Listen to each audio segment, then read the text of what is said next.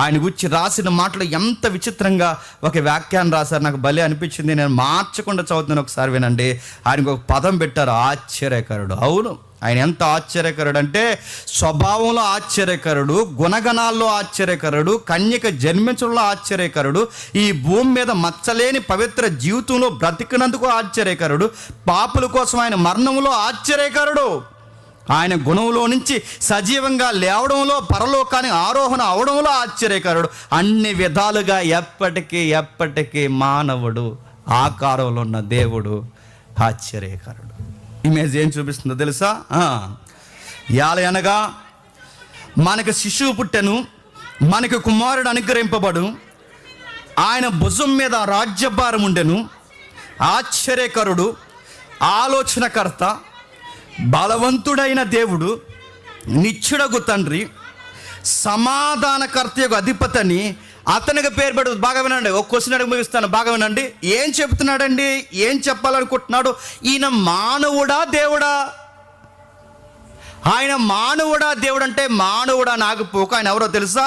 ఆశ్చర్యకరుడు, ఆలోచనకర్త, బలవంతుడైన దేవుడు, నిత్యుడగు తండ్రి, మనిషి ఆకారంలో కనబడుతున్న గాడ్స్ ఇమేజ్. అదే మనం మిస్ అయిపోయాం. ఏముండేదో తెలుసా మనకి? ఇదిగో బంధకాలు ఎక్కువైపోయి మనుషులే తొక్కుకుంటున్నప్పుడు మానవుడు అన్నవాడు ఏం కోల్పోయాడో మనకు చూపించడానికి దేవుడే దీనుడుగా మానవ ఆకారంలో ఎలలో సంచరించి అన్నాడు, నీలో ఉండాల్సినవి ఏ గుణగణాలే పోయాయి అన్నాడు. ఆశ్చర్యకరుడు, ఆలోచనకర్త, నిత్యుడగు తండ్రి, సమాధానకర్త అంటే ఈయన చూస్తుంటే మానవ ఆకారంలో దేవుని స్వరూపంలో మానవ ఆకారం, రెండు కలిస్తేనే నజరేయుడైన యేసుడు. ఇది పోయింది. అందుకే ఆదాము పోగొట్టింది. మనం దేవుని స్వరూపంలో ఉండేవాళ్ళం. ఎలా ఉండేవాళ్ళం? నిత్యము బతుకుతూ ఉండేవాళ్ళం. ఎలా ఉండేవాళ్ళం? ఆశ్చర్యకరంగా ఉండేది. ఎలా ఉండేవాళ్ళం?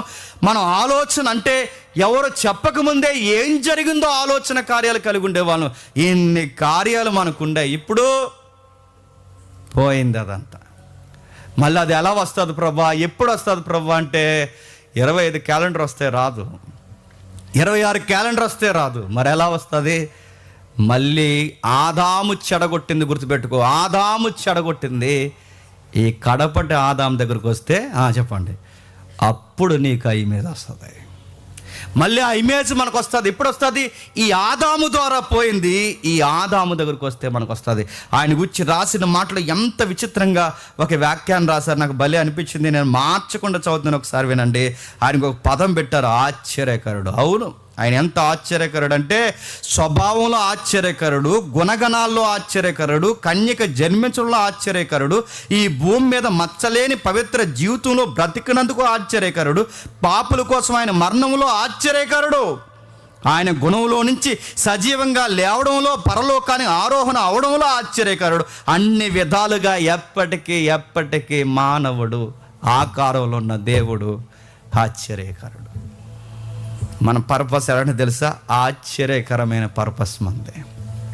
వింతగా ఉండేవాళ్ళం. ప్రకృతి మన మాట వినేది, మనం చెప్పినట్టు నడిచేది, మనం మాట్లాడినట్టు నడిచేది. ఎందుకంటే దీన్ని మానవ చేతుల్లో పెట్టి దేవుడు ఏమన్నా తెలుసా? వీటిని మీరు పరిపాలించండి అన్నాడు. మనం పరిపాలిస్తున్నామా? అదే మనం పరిపాలిస్తుందా చెప్పండి.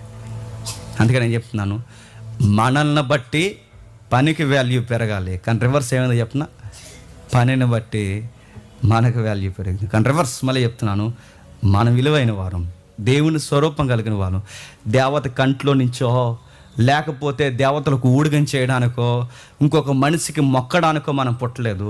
సాక్షాత్తు దేవుణ్ణి చూపించడానికే ఈ భూమి మీద పుట్టాం, ఈ భూమి మీద ఉద్భవించాం. గట్టిగా నేను చెప్తున్నానండి, గట్టిగా బతికితే ఇంకా 60 ఏళ్ళు బతుకుతాం. 60 ఏళ్ళు అది పక్క. ఇప్పటికైనా చచ్చిపోతాం.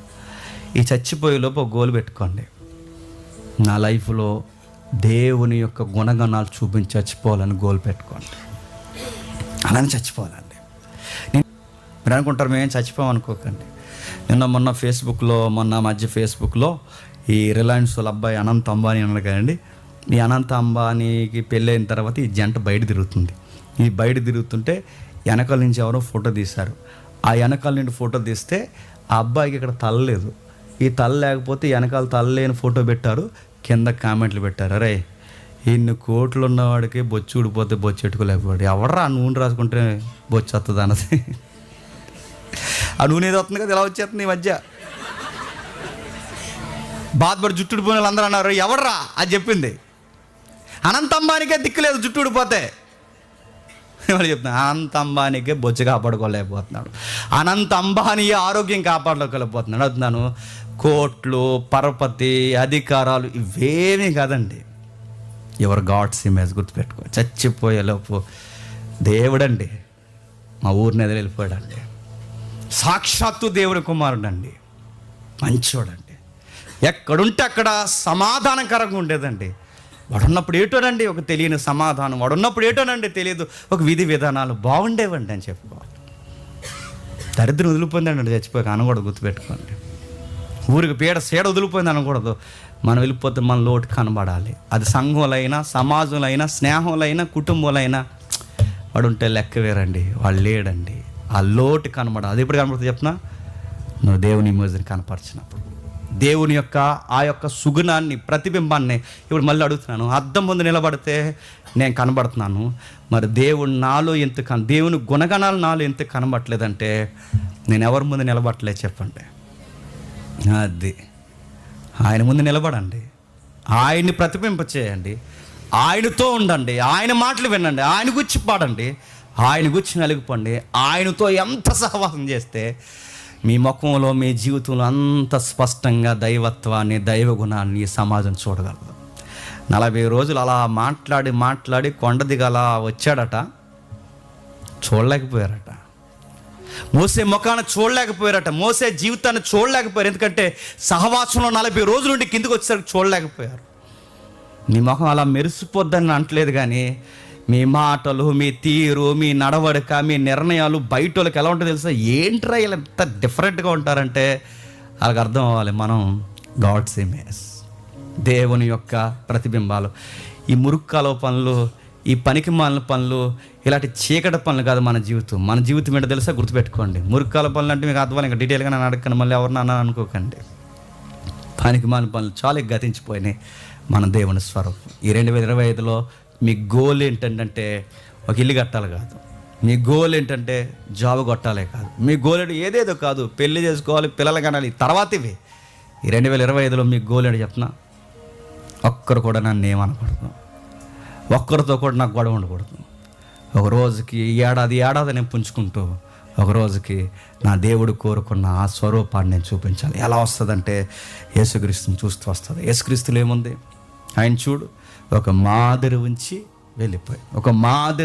వెళ్ళిపోయాను. ఏం మాదిరి?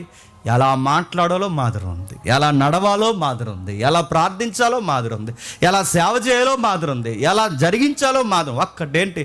సర్వ పరిపూర్ణత, దైవత్వం యొక్క సర్వ పరిపూర్ణత క్రీస్తునందు గుప్తమై ఉంది. ఆయన ఫాలో అయిపో, క్రీస్తు స్వరూపం యందు ఏర్పడుతుంది. ఆదాము పోగొట్టిన మళ్ళీ క్రీస్తు ద్వారా మనం సంచరించుకుంటూ ఒకరోజు పరిపూర్ణమైన స్థితిలోకి వస్తాం. ఆదాము పోగొట్టిన జీవితం మళ్ళీ త్వరలోనే మనందరికీ రాబోతుంది. అది మీకు కావాలి అంటే మళ్ళీ చెప్తున్నాను, జీవితంలో దేవుని కొరకు చేసేవి కొన్ని ఒకటి ఉంటాయి. అవి చేయాల్సినవి చేయండి, జరిగించాల్సినవి జరిగించండి, మార్చుకోవాల్సినవి మార్చండి. ఇలాంటి సహవాసాలు ఏమంటే ఎగ్గొట్టి తిరక్కండి. ముఖ్యంగా సభలు కానీ, దైవ సహవాస కూడికలు కానీ, ఇంట్లో జరుగుతున్న గృహ కూడికలు కానీ ఏ ఉంటే అవి అలవాటు చేసుకోండి. ఆ స్వరూపం మీకు వస్తుంది. చాలామంది అడుగుతున్నారు, అన్న నేను ఇలా వస్తున్నాను కానీ ఇంకా నేను మారలేకపోతున్నాను, నేను ఇలా వస్తున్నాను నేను మారలేకపోతున్నానంటే, నేను గతంలో చెప్పాను ఆ చర్చలో ఉన్నప్పుడు మళ్ళీ మీకు చెప్తున్నాను. నువ్వు ఎందుకు మారలేకపోతున్నావు చెప్పినా? లింగమని ఇక్కడ ఒక గంట గడిపి వెళ్ళిపోతావు. నువ్వు ఎలా మారిపోతావు? నువ్వు సోమవారం నుండి శనివారం వరకు నీ చెత్త అంతా వింటావు, సోమవారం నుండి శనివారం వరకు దరిద్రం అంతా వింటావు, సోమవారం నుండి శనివారం వరకు చెత్త మాటలు ఎదవలతో, పనికిమాలి ఎదవలతో, సన్నాసిగాలతో అంతా నీకు సహవాసం. ఇప్పుడు వచ్చి ఒక గంట విని దేవుడు నన్ను మార్చట్లేదంటే నేను ఎలా మారుస్తాడు? నువ్వు మార్చాలంటే గుర్తుపెట్టుకో, దేవుడు నేను మార్చాలంటే గుర్తుపెట్టుకో. నువ్వు ఎక్కడ ఎలా వింటున్నావు? ఇంటికి వెళ్ళిన తర్వాత వాక్యాలు విను, ఆ పాటలు విను, ఆ దైవికమైన స్వరాలను విను. ఆ సహవాసం ఎక్కువలో మన మైండ్కి ఉండే గుణం ఏంటి చెప్పినా, మనం ఎక్కువ ఏది తింటామో ఏది చేస్తామో అది అదే ఆలోచిస్తుంది.